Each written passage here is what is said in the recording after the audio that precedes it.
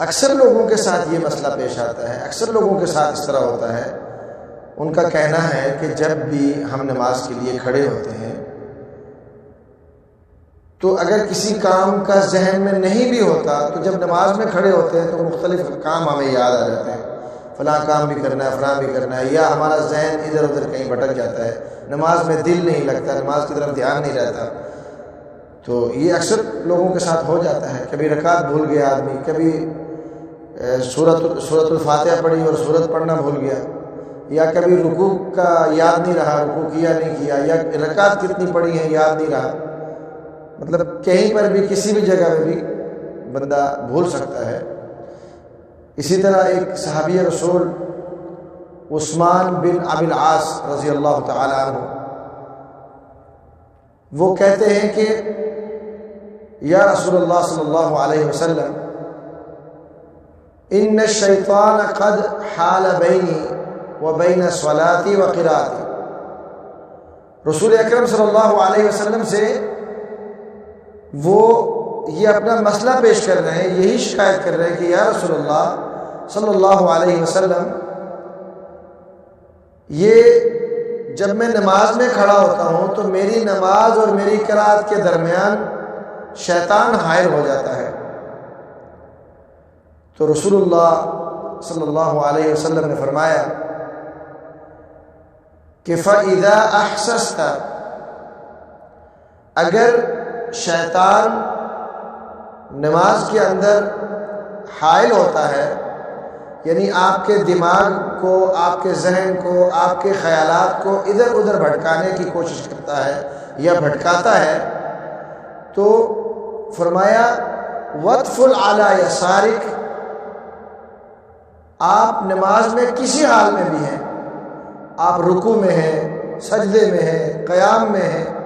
تشہد میں ہیں، آپ نماز کی کسی حالت میں بھی ہیں، تو آپ اپنے الٹی سائڈ پہ لیفٹ ہینڈ کی طرف آپ ہلکا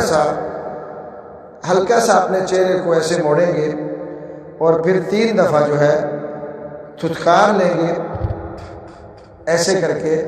ہلکی آواز میں تو آپ کو سنانے کے لیے تھوڑی آواز تیز کی ہے، اتنا آواز کرنے کی ضرورت نہیں ہے، آپ ہلکا سا الٹے ہاتھ کی طرف منہ ہو کے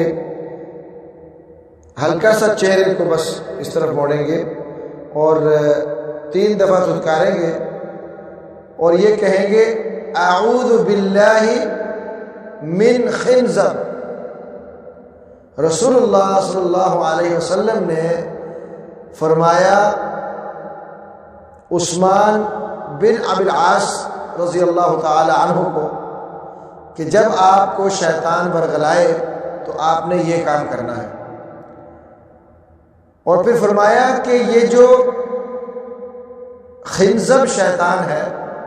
اس کا کام ہی یہی ہے کہ نماز کے اندر نمازی کے ذہن کو ادھر ادھر کرنا